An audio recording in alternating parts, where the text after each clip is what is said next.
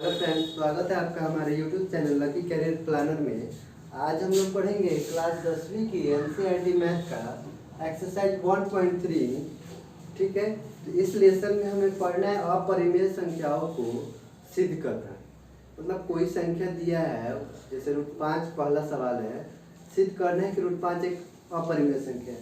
वैसे तो वो अपरिमेय है और इस लेसन के बारे में एक खास बात बता रहे हैं। इस लेसन में बहुत ही कम सवाल दिया है, लेकिन ये लेसन आपके लिए बहुत ज़्यादा जरूरी है। क्यों? क्योंकि इस लेसन से आपका कम से कम एक क्वेश्चन एग्जाम में जरूर रहेगा जो 4 अंकों का होगा, और ये 4 अंक काफ़ी मायने रखते हैं।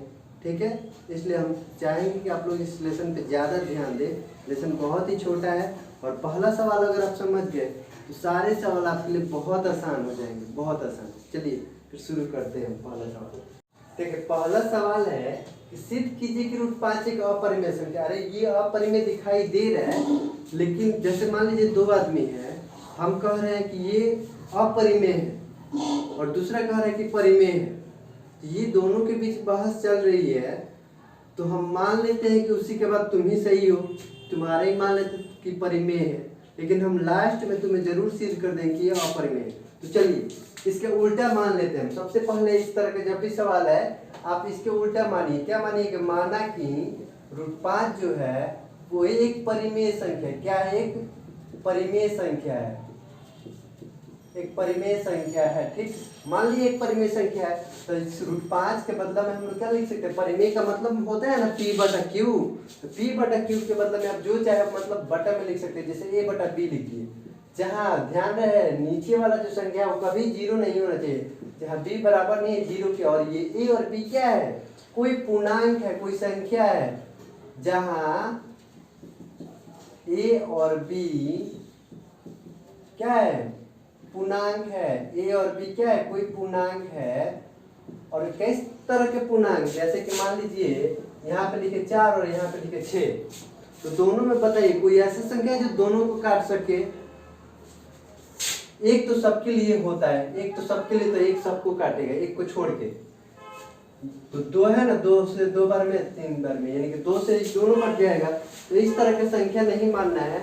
ऐसा संख्या है जो इसमें अब मैंने कोई भयनिष्ठ गुणनखंड जो वो सिर्फ एक हो, मतलब एक ही। जैसे मान लीजिए 4/3, इसको कौन काटेगा?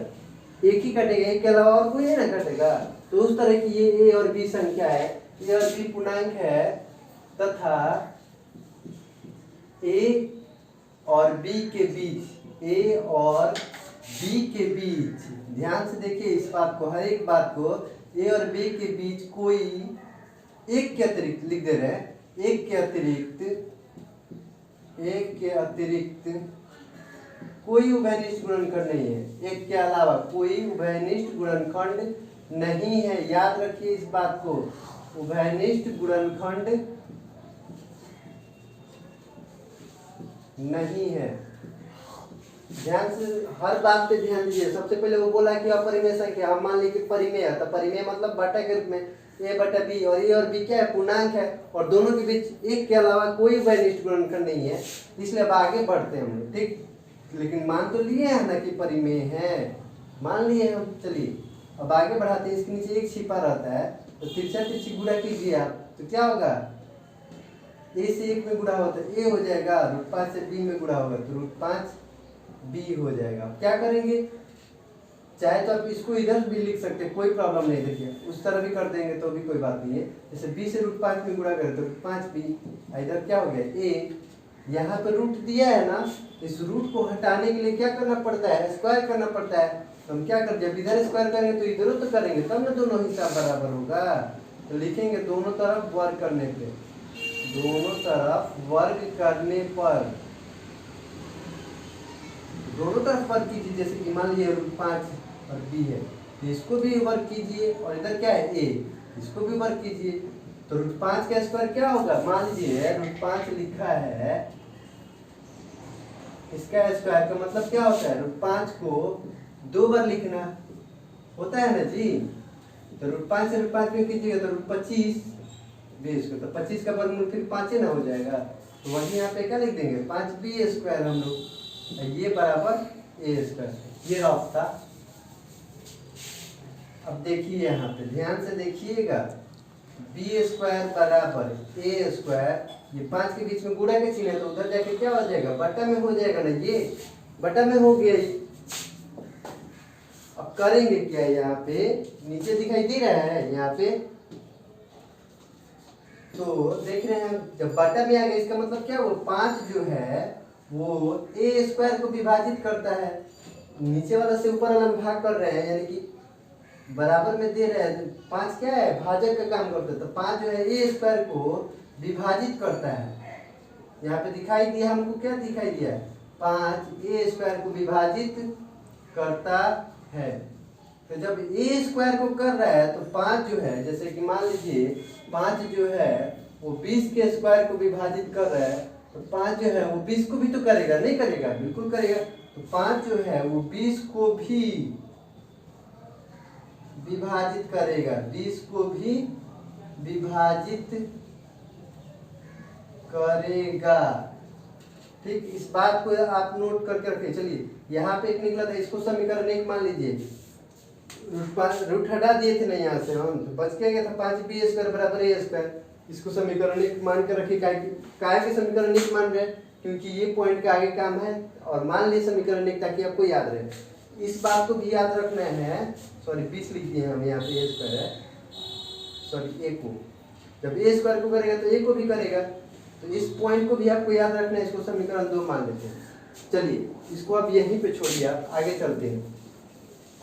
देखिए यहाँ पे लिखे 5 जो है ए को भी विभाजित करेगा, तो अगर मान लीजिए हम बोलते हैं 5 जो है वो 20 को विभाजित कर रहा है, तो 5 जो है कितने बार में 20 को करेगा, 4 बार में। तो भाई 5 के पहाड़ा में क बार में 20 आता है, 4 बार में, आसानी से बता दिए। लेकिन अगर हम कहें कि 5 जो है क बार पढ़े कि ए आ जाए, इसका तो कोई पहाड़ा नहीं होता है, तो मान लेंगे ना हम, जब ये अंग्रेजी अक्षर दिया तो कोई अंग्रेजी अक्षर मान लेते हैं, वो के बार में 5k, ठीक, यानी ए के बदले में कितना होगा, 5k होगा। तो यहाँ पे हम मान के चलते हैं, माना ए बराबर जो है वो 5k है, मान लेते हैं। अब जब ए बराबर 5k मान ही लिए, तो समीकरण 1 जो हम यहाँ पे माने थे, समीकरण 1, वहाँ से समीकरण 1 में ए बराबर 5k रख लेते हैं। रखने पर समीकरण 1 हमारा कौन है, यही ना है, कितना दिया, 5b स्क्वायर बराबर ए स्क्वायर।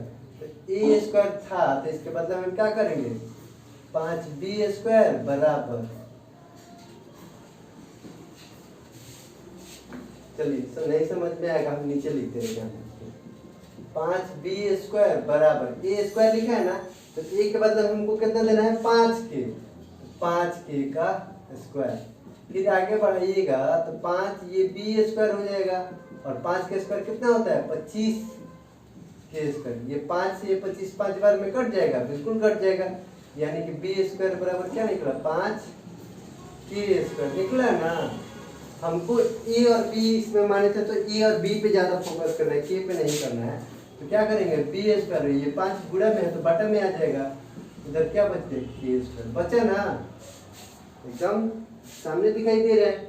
तो देखिए फिर यहाँ b के नीचे भी 5 आ गया ना, इसका मतलब क्या हुआ, इसका मतलब 5 जो है वो b स्क्वायर को विभाजित करता है, तभी तो नीचे आया, 5 जो है b स्क्वायर को विभाजित करता है, विभाजित करता है, विभाजित करता है। तो जब b स्क्वायर को कर रहा है भाई 5 b स्क्वायर को करे, तो सिर्फ b को भी तो करेगा, b को भी विभाजित करेगा, विभाजित करेगा। देखिए यही बात गड़बड़ हो गई हमारी, इसको आप मान लीजिए समीकरण 3, यही बात गड़बड़ हो गई। 5 जो है यहाँ पे लिख दे के b को भी विभाजित करेगा, और यहाँ पे पता चल गया 5 जो है a को भी विभाजित करेगा, लेकिन यहाँ पे बोले थे यार b के बीच में एक के अतिरिक्त और कोई वैनिष्ठ गुणनखंड नहीं होना चाहिए, लेकिन यहाँ पे तो मिल गया 5 दोनों में, तो हमारा जरूर कहीं ना कहीं गलती हुआ है, कहीं ना कहीं हम गलत माने हैं, ठीक है। तभी तो ये एक दूसरे का विरोध कर रहे, ये कह रहा है कि ना एक के अतिरिक्त कोई वैनिष्ठ गुणनखंड नहीं होना चाहिए, और ये दोनों को से पता चल रहा है कि नहीं 5 जो है दोनों में वैनिष्ठ गुणनखंड है। तो इस प्रकार हमें, इस प्रकार समीकरण 2 और 3 से, यहाँ पे 5 1 3 से पता चलता है क्या पता चलता है? पता चलता है कि 5 जो है 5 ए और बी के बीच उभयनिष्ठ गुणनखंड है। उभयनिष्ठ गुणनखंड है। तो ये तो गलत बात है। यहाँ पे बोले थे ए और बी के बीच एक के अतिरिक्त कोई नहीं होना चाहिए, और यहाँ पे पता चल गया कि नहीं 5 जो है ए और बी के बीच उभयनिष्ठ गुणनखंड नहीं है। तो ये क्या हुआ? इस बात का तो विरोध कर रहा है, जो कि विरोधाभास है, जो कि विरोधाभास है, विरोधाभास है।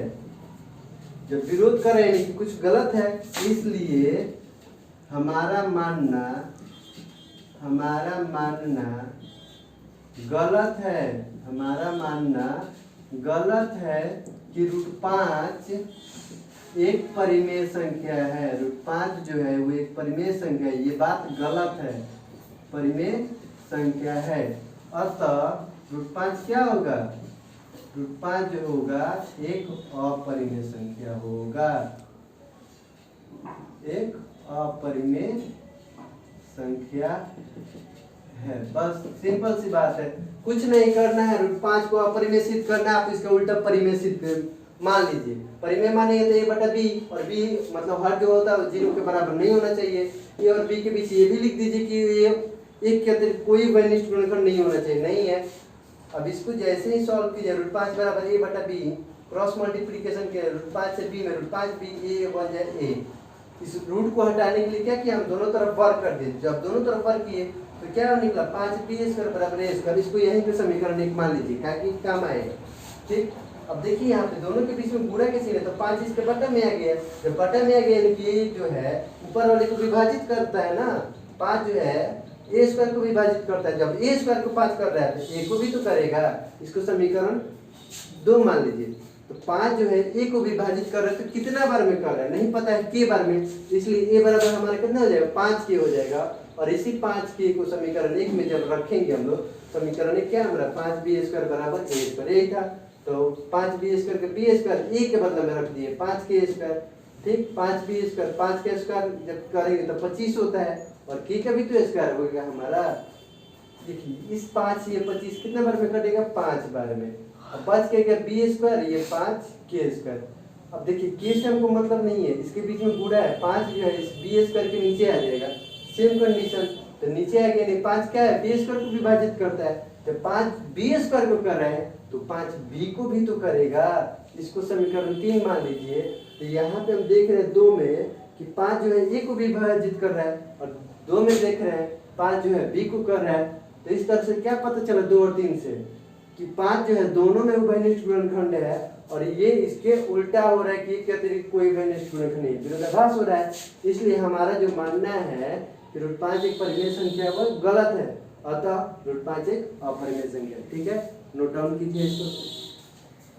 देखिए अगला सवाल है, सिद्ध कीजिए कि 3 + 2 √5 एक अपरिमेय संख्या है। बहुत ही आसान है, जिस तरह माने थे ठीक इसका उल्टा मान लीजिए। बोल रहे हैं अपरिमेय सिद्ध कीजिए, हम परिमेय मान लेते हैं। क्या मानेंगे? सबसे पहले मान लेंगे कि 3 + 2 √5 जो है वो क्या है? एक परिमेय संख्या है। उल्टा मानिए इसका, एक परिमेय संख्या है।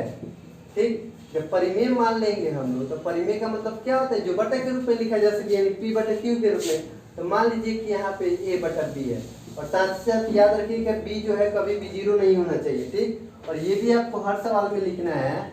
a और b क्या है? जहाँ ए और बी जो लिखे हैं इसके बारे में कुछ जान लीजिए। ए और बी क्या है? पूर्णांक है, और इनके बीच ए और बी पूर्णांक है, तथा इनके बीच ए और बी के बीच, ए और बी के बीच